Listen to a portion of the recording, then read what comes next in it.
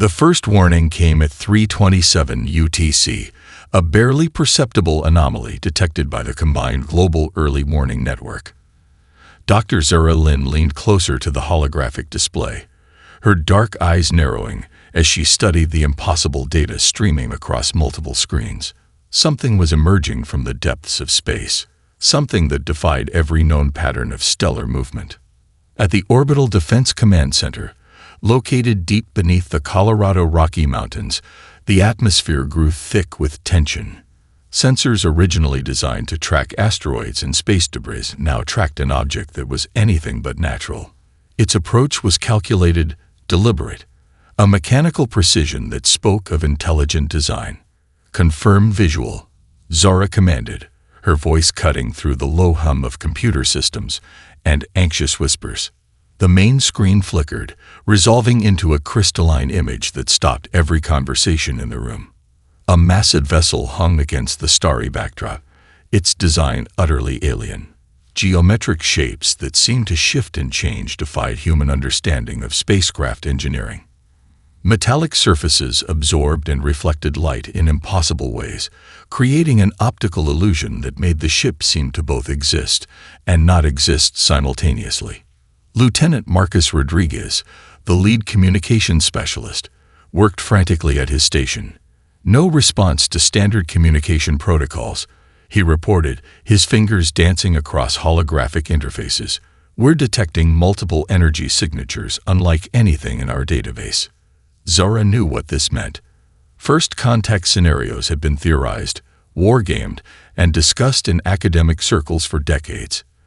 But theory and reality were two very different experiences. The global network of scientists, military strategists, and diplomatic experts had prepared countless simulations, but none had truly captured the visceral reality of an alien vessel approaching Earth. Around the world, other monitoring stations began to report similar findings. The European Space Agency's Deep Space Tracking Center in French Guiana confirmed the anomaly. Tracking stations in Australia, Japan, and Chile all reported the same impossible vessel. Social media erupted with speculation, amateur astronomers sharing blurry images and wild theories. But in the command centers, the mood was anything but speculative. Years of preparation began to crystallize into action. "Launch Global Communication Protocol Omega," Zara instructed. It was the most comprehensive alert system humanity had ever developed. A network that would instantly notify every major government, military installation, research facility, and critical infrastructure point on the planet. Within seconds, the world began to change. Emergency response teams mobilized in major cities. Scientific research facilities activated contingency plans developed over decades of careful preparation. Universities with specialized alien contact research programs began collecting data, analyzing every scrap of information streaming in from global sensors. The alien vessel made no immediate aggressive moves. It simply approached, holding position at the edge of Earth's orbital line. Its very presence was a statement, a challenge that humanity had never encountered before. Dr. Elena Yoshida, connecting remotely from the Tokyo Quantum Research Institute, began analyzing the energy signatures. The vessel's technology suggests capabilities far beyond our current understanding, she reported, her voice calm despite the magnitude of the moment. "We're detecting quantum entanglement signatures that suggest instantaneous communication capabilities, energy manipulation that defies our current physics models." In orbit, international space stations prepared defensive protocols. Satellites designed for communication, research, and global positioning were quickly being repurposed. Each was a potential sensor, a potential weapon, a potential lifeline in what might become humanity's most critical moment. The Global Defense Network, a system that had been decades in development, began to activate. It was more than a military system. It was a collaborative human response mechanism. Universities, private research facilities, government agencies, and independent researchers became a single interconnected organism of observation and preparation. Zara watched the alien vessel with a mixture of scientific curiosity and strategic assessment. Humanity was about to face its first true test on a galactic stage. Everything they were, every technological achievement, every collaborative effort, every ounce of human innovation, would be put to the ultimate test. The vessel moved.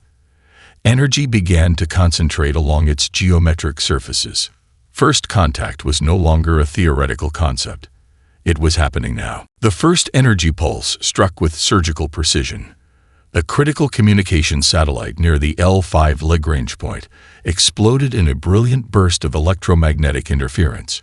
Within milliseconds, Dr. Elena Rodriguez recognized the attack pattern was more than a random strike. It was a calculated attempt to blind humanity's orbital communication network. "We're losing satellite coverage in sectors 3 through 7, announced Lieutenant Carlos Mendez, his fingers racing across multiple holographic interfaces. The Global Defense Innovation Center transformed into a hive of activity, with researchers from every conceivable discipline converging on the challenge. In a basement laboratory at MIT, a team of graduate students who had been working on quantum communication technologies suddenly found themselves at the forefront of humanity's defense. Wei Chung, a brilliant quantum physicist, understood immediately that traditional communication methods would be compromised. "We need a distributed network that can't be centrally targeted," Wei explained to her colleagues. The team began reconfiguring their experimental quantum entanglement communication prototype. What had been a theoretical research project now became a critical defense mechanism. Across the globe, similar scenes played out. In Bangalore, a group of software engineers began developing adaptive algorithms that could predict and counter the alien communication disruption. In Tel Aviv, cybersecurity experts worked to create neural network-based defense systems that could learn and adapt in real time. Dr. Rodriguez understood that their response needed to be more than reactive. "We're not just defending," she announced to the assembled team of global researchers. "We're going to understand and counter their technology." The first wave of analysis revealed something extraordinary. The alien energy pulses carried a complex information signature. Not just a weapon, but a method of data collection. Each strike was gathering information about Earth's defensive capabilities. Humanity was being studied, measured, and tested. At the European Space Agency's research facility, Dr. Hans Müller discovered a breakthrough. By analyzing the quantum signatures of the energy pulses, his team developed a method to create adaptive shielding. The technology worked by predicting and neutralizing incoming energy signatures before they could cause damage. Military strategists around the world quickly integrated the scientific discoveries into defensive protocols. The traditional boundaries between military, scientific, and civilian sectors dissolved. Every resource, every piece of knowledge became a potential weapon of defense. Universities activated emergency research protocols. Entire departments were redirected to support the global defense effort.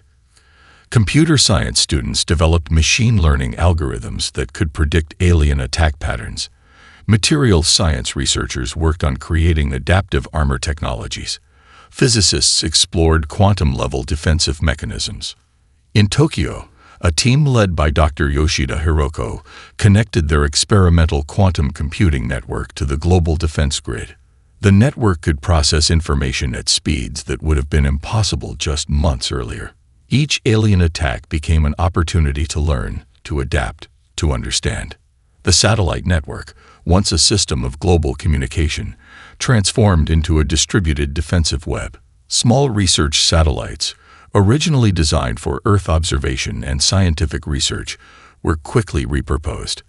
They became sensor platforms, communication relays, and potential defensive nodes. Private space companies joined the effort. SpaceX, Blue Origin, and smaller international space firms contributed their most advanced technologies. Rocket designs intended for commercial space exploration were rapidly modified into potential defensive platforms. Communication became humanity's most powerful weapon. Within hours of the first attack, a global collaborative network emerged. Researchers in different time zones worked in continuous shifts, sharing information instantaneously. A university student in Brazil could contribute a critical algorithm that would be implemented by a research team in South Korea within minutes. The alien vessel continued its approach, likely expecting a fragmented, confused response. Instead, it encountered something entirely unexpected: a planetary defense system that was learning, adapting, and growing stronger with each moment of contact. Dr. Rodriguez looked at the developing defense network with a sense of cautious optimism. Humanity had always been defined by its ability to collaborate, to innovate under pressure. This was more than a defensive effort. It was a demonstration of human potential. "We're not just surviving," she told her team. "We're showing them exactly what humanity can do." The first true test was about to begin. The global communication network became humanity's most powerful weapon. What the alien invaders had intended as a method of disruption instead created an unprecedented level of human unity. In a small community center in Nairobi, a group of local technicians worked alongside retired military engineers. Their makeshift workshop buzzed with activity, transforming everyday electronics into sophisticated communication interceptors. Martha Okonkwo, a former telecommunications engineer, guided a group of young tech enthusiasts as they modified wireless routers and satellite communication devices. "Every device can be a sensor," Martha explained, her hands deftly rewiring a complex array of electronics. "We're not just defending, we're learning." Similar scenes played out across the world. In Sao Paulo, a collective of university students and local manufacturers began producing adaptive communication modules. Their design allowed for rapid information sharing that could bypass traditional communication infrastructures. Each module could learn from previous alien interference, creating a living, breathing defensive network. The International Space Station became a critical observation point. Astronauts from different nations worked in perfect synchronization, collecting and sharing data about the alien vessel's approach. Traditional geopolitical boundaries dissolved as humanity faced its first truly global challenge. Dr. Raj Patel, coordinating from the Indian Space Research Organization, discovered something remarkable. The alien communication signals carried complex information patterns that, when analyzed collectively, revealed more about the invaders than they likely intended. What was meant to be a weapon of disruption became a source of unprecedented intelligence. Social media transformed from a platform of personal communication to a global intelligence gathering system. Citizen scientists began analyzing publicly shared data, creating distributed research networks that complemented formal scientific efforts. A teenager in Seoul could contribute a critical pattern recognition algorithm that would be integrated into global defense systems within hours. Military strategists quickly realized that traditional defensive concepts were obsolete. General Sarah Rodriguez, leading the Global Defense Coordination Center, implemented a radical new approach. "Our strength is not in individual power," she told her international team, "but in our ability to work as a single, adaptive organism." Educational institutions worldwide redirected their resources. Engineering departments became research hubs. Computer science programs developed adaptive AI systems that could predict and counter alien communication strategies. Medical research facilities studied potential biological defensive mechanisms.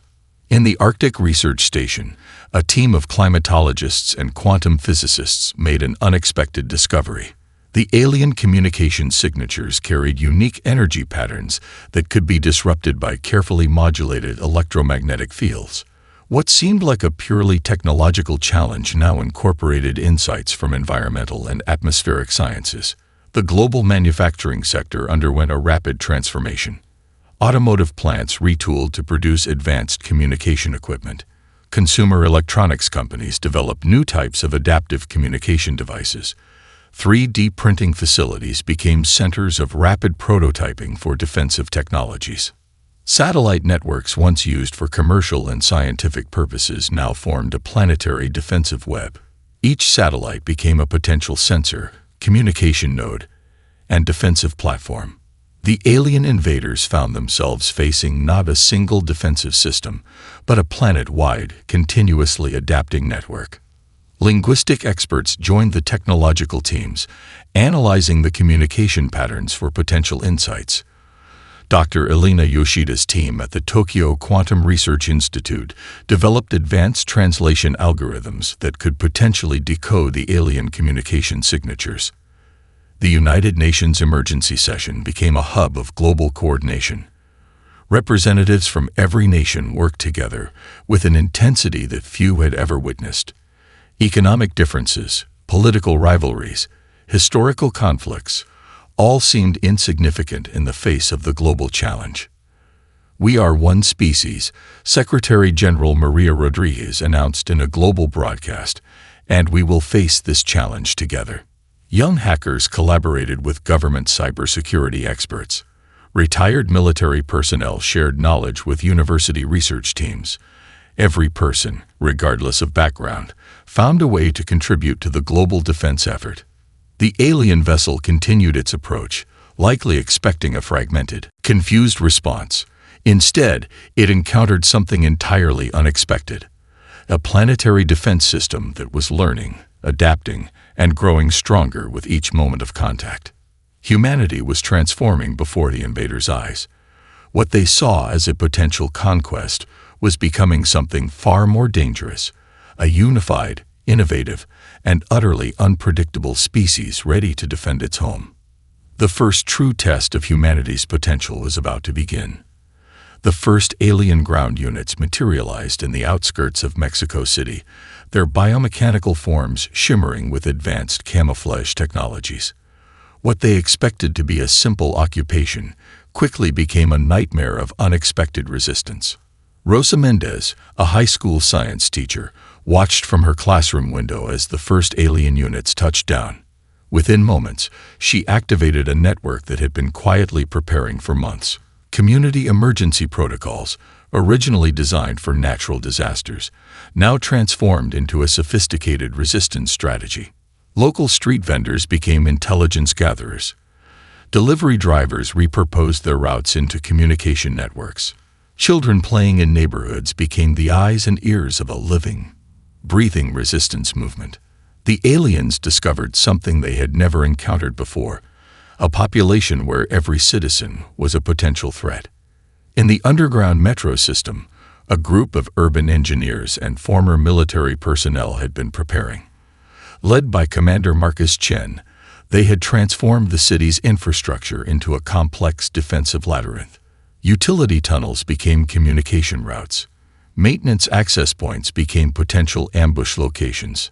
"They see a city," Marcus explained to his diverse team of resistance fighters. "We see a weapon." Advanced drones, originally developed for agricultural and urban planning, were quickly modified into surveillance and defensive platforms. Local makerspaces became rapid prototyping centers for defensive technologies. The 3D printer that once created architectural models now produced adaptive communication devices and defensive equipment. The resistance was not just physical.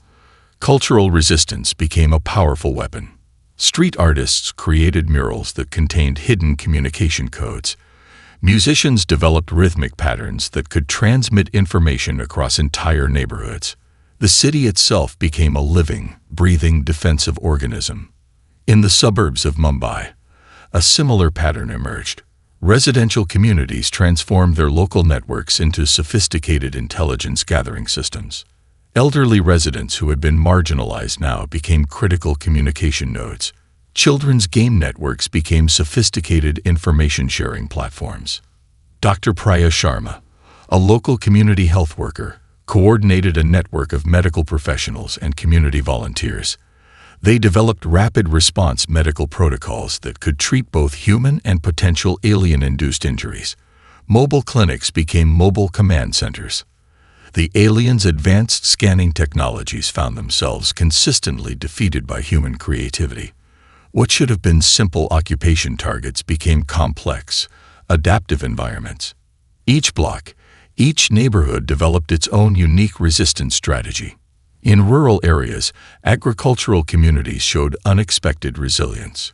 Farmers used their deep understanding of local terrain to create sophisticated defensive networks. Irrigation systems became communication routes. Agricultural equipment was rapidly modified into defensive platforms. Technology became democratized in ways the aliens could never have anticipated. Local repair shops became centers of technological adaptation. A smartphone repair technician could now create communication devices that could bypass alien jamming technologies. Educational institutions played a critical role. Universities became research centers for resistance technologies. Student groups developed adaptive communication systems. What was once theoretical research became practical defensive strategy. The global communication network that had been established continued to play a crucial role. Local resistance groups could instantly share information, coordinate strategies, and support each other across vast distances. A resistance strategy developed in Buenos Aires could be adapted and implemented in Tokyo within hours. Artificial intelligence systems developed by global research teams helped coordinate the resistance efforts. These systems could predict alien movement patterns, suggest defensive strategies, and help local groups adapt their resistance approaches. Commander Chen understood that their strength lay not in individual power, but in collective adaptation. "We are not fighting alone," he told his resistance teams. "We are fighting as a global community." The alien ground units found themselves facing something entirely unexpected. Instead of a straightforward occupation, they encountered a population where every citizen was a potential defender. Cities were not just locations to be conquered. They were living, breathing defensive systems. What the aliens had intended as a simple ground invasion had transformed into a complex, adaptive resistance that challenged every assumption of traditional conquest. Humanity was showing the universe that resistance was more than a strategy. It was a way of life. The research facility outside Tokyo hummed with an energy unlike anything it had known before. Dr. Elena Yoshida stood before a holographic display, her team working in perfect synchronization. What had begun as theoretical quantum research now represented humanity's most promising defensive technology. "We're not just catching up," Dr. Yoshida told her international team of researchers. "We're rewriting the fundamental understanding of physics." The breakthrough came from an unexpected collaboration. A young materials scientist named Kai Nakamura had been studying the alien energy signatures captured during previous attacks. By combining insights from quantum physics, materials engineering, and advanced computational modeling, the team developed a revolutionary adaptive shielding technology. Universities around the world redirected entire research departments to support the global technological effort. What would have taken decades of traditional research was now being accomplished in weeks. Collaborative online platforms allowed researchers to share insights instantaneously, creating a global brain trust that worked around the clock. In a converted warehouse in Sao Paulo, a team of engineers and computer scientists developed an adaptive artificial intelligence system. Unlike traditional AI, this network could learn and evolve in real time, analyzing alien technology with unprecedented speed and complexity. Each interaction with the alien systems provided new insights, new opportunities for technological advancement. The International Space Station became a critical research platform. Astronauts from different nations worked together, conducting experiments that pushed the boundaries of human understanding. Microgravity research centers developed new materials that could withstand extreme energy signatures previously thought impossible. Dr. Marcus Rodriguez, leading the Global Technology Coordination Center, recognized that this was more than a defensive effort. "We're experiencing an acceleration of human potential," he explained during a global briefing. "Every challenge is an opportunity for innovation." Nanotechnology research took unexpected leaps forward. Researchers in Berlin developed microscopic adaptive systems that could restructure themselves in response to external threats. What had been theoretical research now became a critical defensive technology. These nanoscale systems could potentially create adaptive armor, self-repairing infrastructure, and advanced medical treatments. The pharmaceutical industry joined the technological revolution. Researchers developed advanced medical technologies that could protect human biology from potential alien environmental challenges. Adaptive immunological responses, protective cellular modifications, the boundaries of human medical science expanded exponentially. In the Arctic Research Station, a team of climatologists and quantum physicists made a breakthrough in understanding energy transmission. They developed a method of creating localized energy fields that could disrupt alien communication technologies. The research combined insights from environmental science, quantum physics, and advanced computational modeling. Global manufacturing sectors underwent a radical transformation. Automotive plants retooled to produce advanced technological components. Consumer electronics companies developed new types of adaptive communication and defensive devices. 3D printing facilities became centers of rapid technological prototyping. Artificial intelligence systems developed by global research teams helped coordinate technological development. These systems could analyze alien technology, suggest innovative approaches, and help researchers overcome seemingly impossible challenges. The quantum communication network continued to expand. Researchers in Mumbai developed communication technologies that could transmit information through quantum entanglement, creating communication systems that were virtually impossible to intercept or disrupt. Educational institutions worldwide became hotbeds of innovation. High school science clubs collaborated with professional research teams. Online learning platforms allowed for unprecedented knowledge sharing. A student in Cape Town could contribute a critical insight that would be integrated into global research efforts within hours. Dr. Yoshida's team made a final breakthrough that would change everything. They discovered a method of creating adaptive energy fields that could not only defend against alien technologies, but could potentially reverse engineer and utilize them. "We're not just defending," Dr. Yoshida explained to her global team. "We're learning to speak their technological language."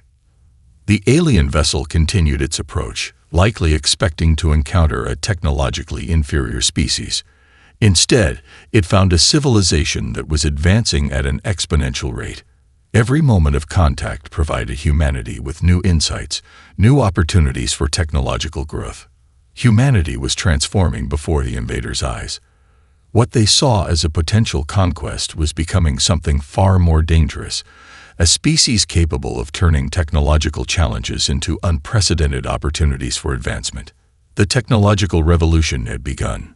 The alien command ship hung in orbit, its geometric surfaces pulsing with complex energy patterns. What had begun as a confident invasion was now a moment of increasing uncertainty. The Void Strider High Command watched in growing confusion as humanity continued to defy every known pattern of resistance. Admiral Krelak studied the holographic displays, his multifaceted sensory organs flickering with a mixture of frustration and emerging respect.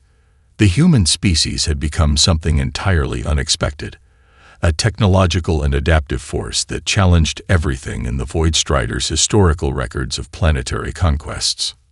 In the retrofitted research facility that once served as a commercial aerospace factory, Commander Marcus Chen coordinated the next phase of human resistance. Spacecraft that had been commercial cargo vessels, research platforms, and communications satellites were now being transformed into a coordinated defensive fleet. "We're not building a military," Marcus explained to his diverse team of engineers, pilots, and strategists. "We're creating a planetary immune system." The first counterattack came from an unexpected source. A network of communication satellites, originally designed for global internet connectivity, launched a coordinated electronic warfare campaign.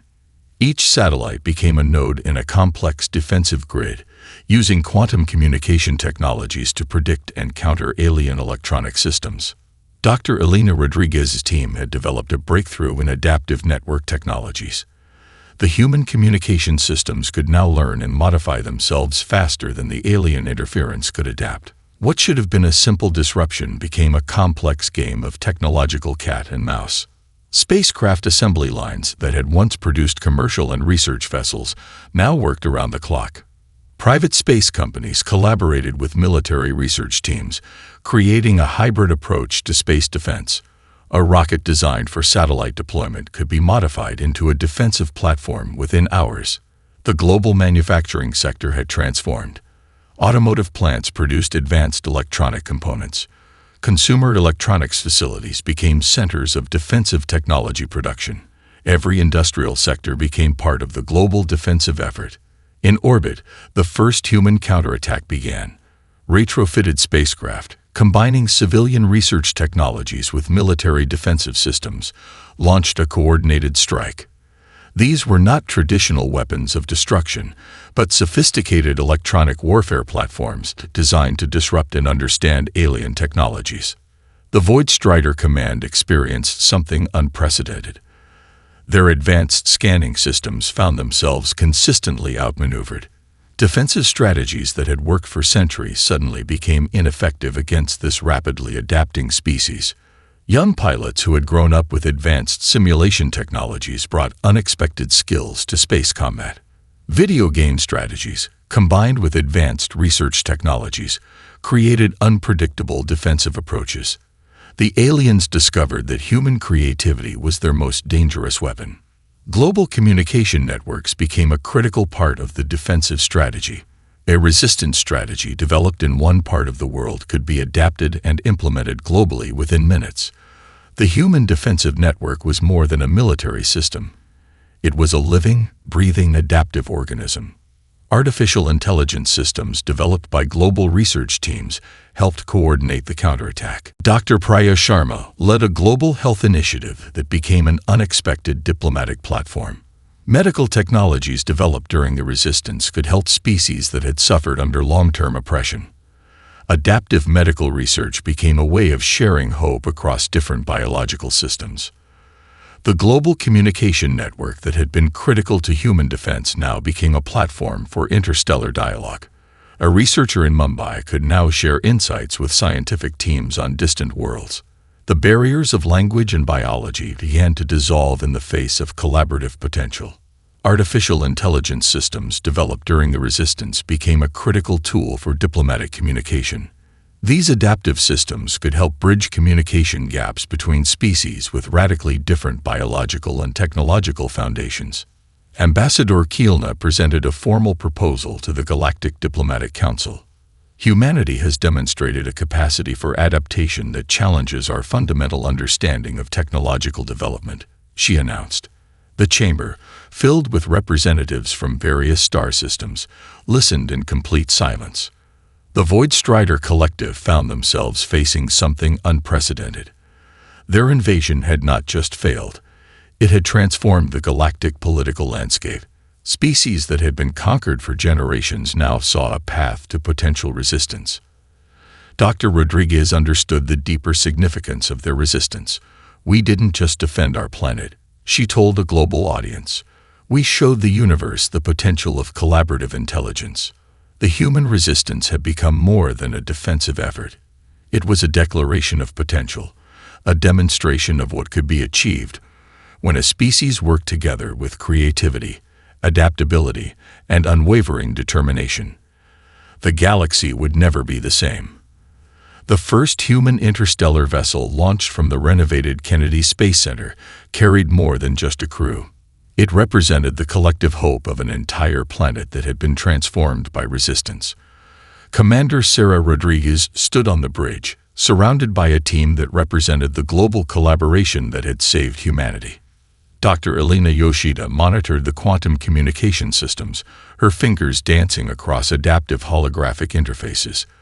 The technology they were using was a direct result of the defensive innovations developed during the Void Strider invasion.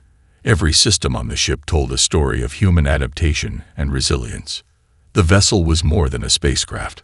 It was a mobile research platform, a diplomatic mission, and a symbol of humanity's newfound place in the galactic community. Researchers from every continent worked side by side, their expertise blending into a seamless collaborative effort. Mission control in Houston looked different from the facilities of previous decades. Representatives from international space agencies worked together in a unified command center. The old national boundaries that had once defined space exploration had dissolved during the resistance, replaced by a truly global approach. We're not just exploring, Commander Rodriguez told her diverse crew. We're building bridges between civilizations. The first destination was a research outpost established through diplomatic channels with the Luminarian Confederation. Ambassador Kielna had personally invited humanity to share their unique perspective on technological and social development. What had begun as a defensive effort was now becoming a platform for interstellar cooperation. Scientific teams from Earth carried with them technologies that would have seemed impossible just months earlier. Quantum communication systems that could bridge vast linguistic and biological differences. Adaptive medical technologies that could potentially help species that had suffered under long-term oppression. Educational initiatives became a critical part of the mission. Researchers had developed communication technologies that could help bridge understanding between radically different species. What had been defensive communication strategies now became tools of diplomatic and scientific exchange. The ship's artificial intelligence system, developed during the Resistance, proved to be more than just a navigation tool.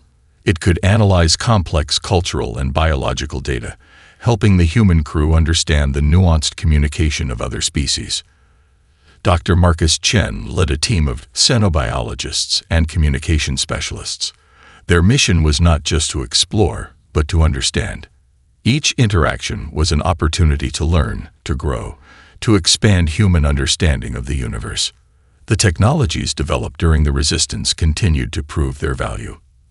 Adaptive shielding systems protected the vessel from unknown environmental challenges. These systems could predict alien movement patterns, suggest defensive strategies, and help local groups adapt their approach in real time. The Void Strider High Command began to fracture. Reports from the Earth invasion became so complex that many senior leaders questioned the mission's feasibility. Some began to see humanity not as a potential conquest, but as a potential threat. Commander Chen understood that their strength lay not in individual power, but in collective adaptation. "We are not fighting alone," he told his teams. "We are fighting as a global community." The alien vessel found itself facing a defensive network that was more than the sum of its parts. Cities were not just locations to be conquered. They were complex, adaptive systems. Every citizen was a potential defender, every piece of technology a potential weapon. Dr. Rodriguez's final breakthrough came in the form of a complex quantum communication algorithm. It allowed human defensive systems to not just counter alien technologies, but to begin understanding them on a fundamental level. "We're learning to speak their technological language," she explained during a global broadcast that united billions of people. The Void Strider invasion had become something entirely unexpected. What was intended as a simple planetary conquest had transformed into a complex engagement with a species that refused to be defined by traditional limitations. Humanity was showing the universe that resistance was more than a strategy.